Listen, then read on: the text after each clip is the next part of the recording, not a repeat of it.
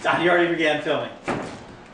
Good morning, this is a day in the life of Witch School. I'm Ed Hubbard, CEO of Witch School. I get to be the guy who tries to put it on. Witch School has been part of my dream since I began 15 years ago as a pagan to bring a universal pagan education to the forefront.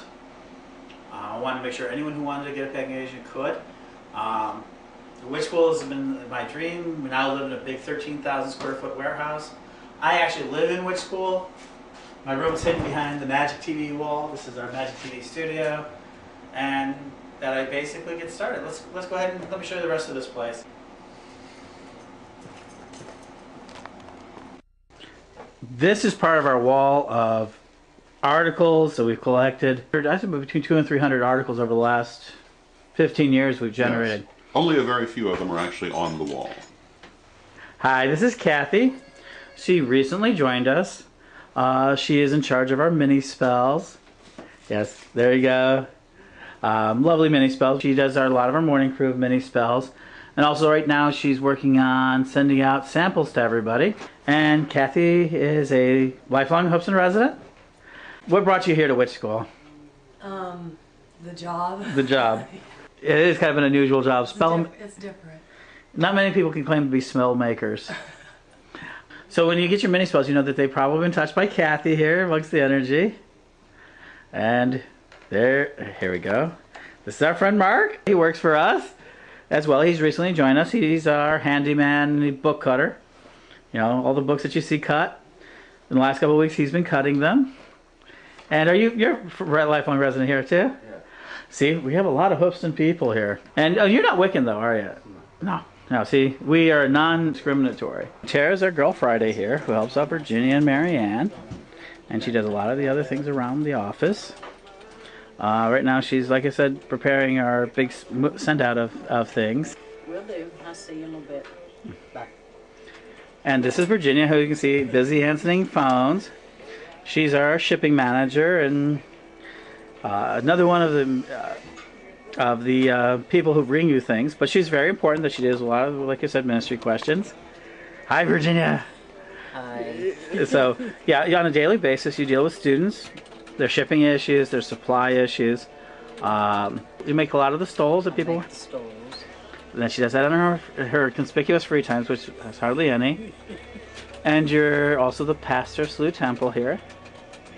And why don't you tell us a little bit about anything you'd like about being here at Witch School?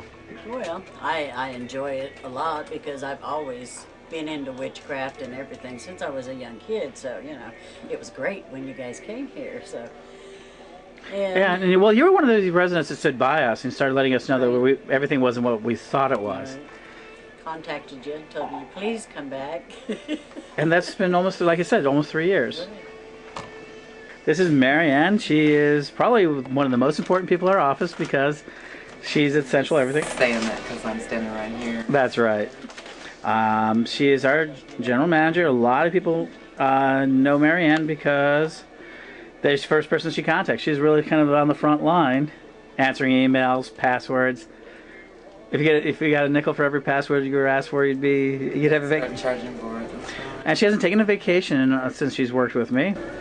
3 years almost. Almost, yeah. Marianne was the first person we brought on. She had been born, raised here, and then gone for 30 years in California.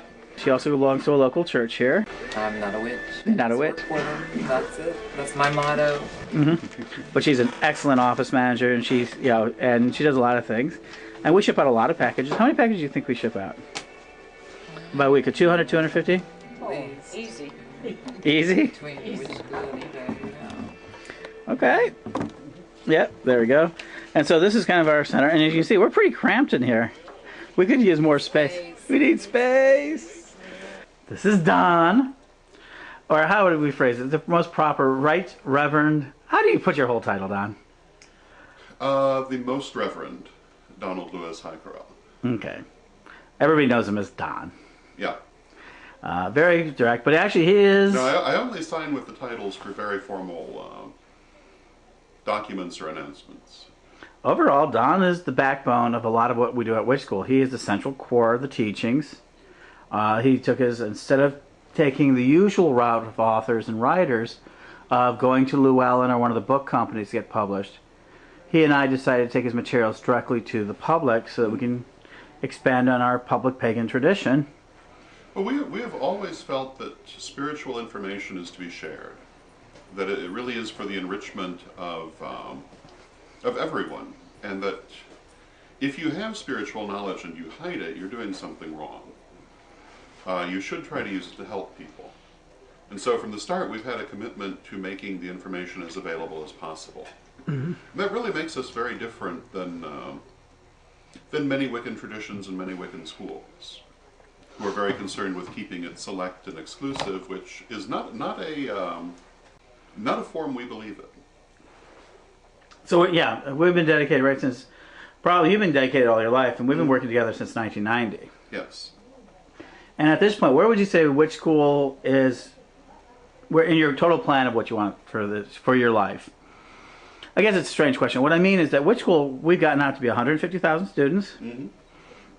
Thousands of people all over the world work with you.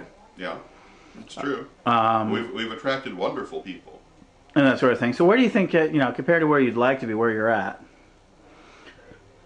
Well, we're like we're in a warehouse. Mm-hmm. That we're I would very much like us to certainly become more stable in all ways, particularly in terms of our building and our ability to host events and to host people.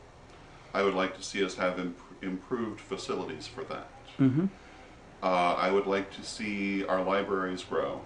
Not only our library here, but all the libraries that our various people have.